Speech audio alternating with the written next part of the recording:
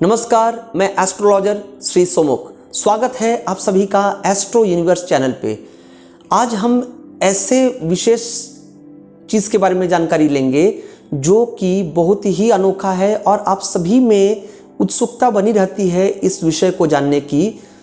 वो क्या है? तो क्या हमारी कुंडली में विदेश यात्रा है, यानी इसका योग बना हुआ है? क्या ग्रह बताते हैं कि हम विदेश की यात्रा कर सकेंगे या विदेशी देशों में जा सकेंगे, यानी बाहर के देशों में जाने में सफल होंगे? तो इसके लिए कुंडली का विश्लेषण कराना अति आवश्यक है। किससे? तो एक ज्ञानी पंडित, ज्ञानी ज्योतिषी द्वारा, जिसे कि ज्योतिष शास्त्र का पूर्ण एवं अच्छा सटीक ज्ञान हो। तो इसके लिए आवश्यक ये हो जाता है कि आप date of birth, time of birth और प्लेस ऑफ बर्थ दें, क्योंकि ज्योतिष शास्त्र में इस सनातन पद्धति से जो कुंडली का ज्ञान लिया जाता है, इसको सबसे सटीक यानी एक्यूरेट माना जाता है। हालांकि और भी पद्धति हैं जिसके द्वारा आप इन्हें जान सकते हैं, हस्तरेखा के द्वारा, ललाट द्वारा या ललाट चिन्ह द्वारा।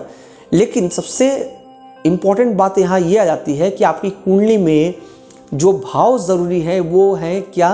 अक्सर आप लोगों को बताया जाता है बहुत सारी बातें, लेकिन जो इम्पॉर्टेंट और जो मेन फैक्टर्स हैं उसके बारे में शायद ही कहीं पहले बताया गया हो। तो अगर आप जानकारी लेना चाहते हैं तो अपने कलम और कॉपी तैयार रखें और नोट करें। लग्न भाव को देखना अति आवश्यक है, क्योंकि लग्न कौन है? तो आप हैं। लग्न और लग्नाधिपति, अर्थात आप में अगर वो डिटर्मिनेशन है, आप में अगर इच्छा शक्ति है, आप अगर कुछ करना चाहते हैं, आप अगर विदेश जाने का मन बना चुके हैं, तो ऊपर वाला भी आपको, यानी भगवान भी आपकी सहायता करता है। कहा जाता है ना, God helps those who helps themselves. तो कुंडली क्या कहती है, इसके लिए लग्न भाव का देखना अति आवश्यक है। तृतीय भाव की चर्चा नहीं होती, क्योंकि तृतीय भाव का ही 180 डिग्री होता है लग्न का नवम, यानी भाग्य स्थान। और नवम स्थान से भी हम विदेश की यात्रा का कैलकुलेशन करते हैं। तो लग्न और तृतीय मतलब पराक्रम स्थान। तृतीय का मतलब शॉर्ट जर्नीज से भी होता है, लेकिन पराक्रम भाव यानी करेज से भी होता है। तो 1, 3 यानी लग्न तृतीय। और क्या? अष्टम को कहा जाता है जनरली त्रिक भाव, लेकिन यहां पर अष्टम का मतलब हो जाता है फॉरेन लैंड।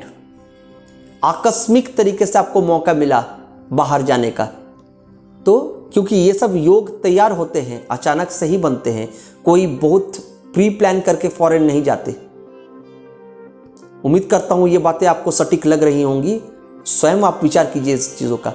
तो अष्टम भाव, नवम भाव, उसके बाद दसम और एकादश। दसम से भी विदेश की यात्रा का देखा जाता है, लेकिन एकादश उसको कंफर्म करता है, क्योंकि लाभ भाव में क्या ये जर्नी लिखी हुई है। और मोस्ट इंपॉर्टेंटली द्वादश भाव को देखना न भूलें, क्योंकि द्वादश भाव जो है वो क्षति को अगर दिखाता है तो विदेश यात्रा को दिखाता है, अचीवमेंट को दिखाता है। अगर तो फिर मोक्ष की प्राप्ति होगी कि नहीं, इसका भी जानकारी देता है। तो द्वादश भाव विदेश की यात्रा को कंफर्म करता है। लेकिन इन सभी भावों को उचित तरीके से देखना, जो मैंने कहा, लग्न तृतीय, अष्टम, नवम, दसम, एकादश, द्वादश, जिसमें सबसे ज़्यादा इंपॉर्टेंट होता है लग्न, द्वादश, नवम, दशम, तृतीय। तो इसके बारे में मैं अगले प्रोग्राम में और भी विस्तारित जानकारी दूंगा, लेकिन यहाँ पर मैं इतना बता दूं कि ग्रह आपकी कुंडली में फॉरेन योग को दिखा रहे हैं कि नहीं, जहाँ तक उनका देखना आवश्यक होता है, उन्होंने कौन से नक्षत्र पाए हैं इसको भी देखना आवश्यक होता है। और सबसे बड़ी बात होती है इसके साथ साथ ग्रहों का बलाबल को देख लेना, अर्थात ग्रहों का भाव स्फुट, जिसे कहते हैं भाव चलित चक्र। इसे अगर कोई ज्योतिषी प्रॉपरली माइन्यूटली नहीं देखे तो गणना चाहे जितनी भी अच्छी क्यों ना हो, शायद फलादेश में चूक हो जाएगी।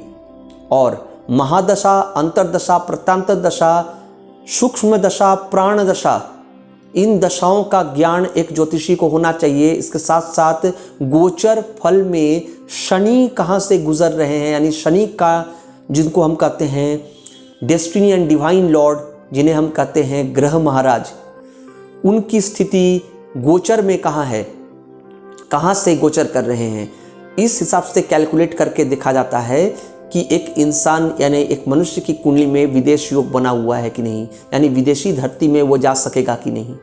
और कारण कई सारे होते हैं। कोई विदेश जाता है टूर ट्रैवल के लिए, तो कोई जाता है परमानेंट सेटलमेंट के लिए, किस वजह से, तो प्रोफेशनल सेटलमेंट। कोई जाते हैं वहाँ जाकर के अंतिम जीवनों में बस जाते हैं। कोई जाते हैं वहाँ पर किस लिए, तो एजुकेशन के लिए, यानी एजुकेशन पढ़ाई लिखाई के लिए उनको फॉरेन जाना पड़ता है। तो कोई खेल कूद के, यानी खेल कूद भी प्रोफेशन ही हुआ, उस वजह से जाना पड़ता है, यानी क्रिएटिविटी लाइन उसको ले जाती है बाहर। तो ये कुंडली का बिल्कुल अवलोकन अच्छी तरीके से होना चाहिए, क्योंकि सभी लोग पढ़ाई लिखाई के कारण ही नहीं जाते। तो एक अच्छा ज्योतिषी कुंडली देख कर के ये बताएगा, लग्न, लग्नाधिपति, इनकी स्थिति को देखकर कि यह बच्चा, यह मनुष्य किन कारणों से विदेश जाएगा, अगर विदेश का योग है तो। इतनी सारे फैक्टर्स को एक साथ देखने के उपरांत ही किसी के विदेश योग के बारे में कहा जा सकता है पूर्णतः। अन्यथा ये बातें जो कहीं गई हैं, कई जगहों पर आपको सुनने को मिलती हैं, शायद चूक हो जाने की संभावना बहुत ज़्यादा है।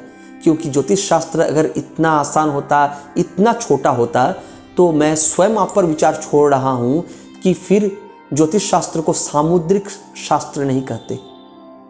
उम्मीद करता हूँ आपको ये प्रोग्राम अच्छा लगा होगा। आगे आने वाले प्रोग्राम में मैं खुलकर इन विषयों पर जानकारी दूंगा। आने वाले दिनों में हम एस्ट्रोलॉजी से लेकर के एक अध्ययन का भी एक चैप्टर खोलेंगे, जहाँ पर आप लोगों को इसके बारे में सटीक ज्ञान दिया जाएगा कि क्या पोजीशंस हो सकते हैं ग्रहों की, कहाँ वो हो सकते हैं, किस लग्न और राशि के आधार पर, किन नक्षत्रों के आधार पर वो फल देंगे। क्योंकि ग्रहों को कोई कसम नहीं दिलवाई जाती कि यह ग्रह उच्च का है तो अच्छा फल देगा, नीच का है तो बुरा फल करेगा, या फिर स्वक्षेत्री है तो फिर अच्छा देगा, या फिर शत्रु क्षेत्री है तो बुरा देगा। ज्योतिष शास्त्र में ऐसे कई उदाहरण हैं, मेरे पास भी हैं और कई ज्योतिषियों के पास भी होंगे, जहाँ बुरे ग्रह प्रभाव भी अच्छा फलादेश कर चुके हैं।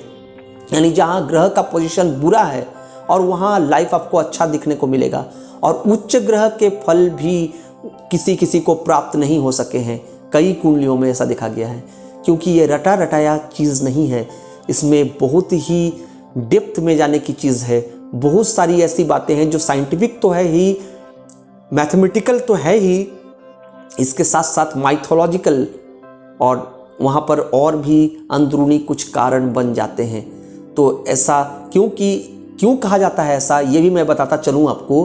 क्योंकि ज्योतिष शास्त्र में ज्योतिषियों को ये बातें पूर्णतः भूमिका में ही बता दी गई है, जो अक्सर ज्योतिषी बताते नहीं आपको। जो मैं आज बता दे रहा हूँ आपको, वो ये है कि जिस ज्योतिष को देश, काल और परिस्थिति का ज्ञान लेते हुए फलादेश करना नहीं आता, शायद उनकी ज्योतिष शिक्षा बेकार है, वृथा है। उम्मीद करता हूँ आपको अच्छा लगा होगा ये प्रोग्राम। बने रहिए हमारे चैनल के साथ आने वाले प्रोग्राम्स के लिए।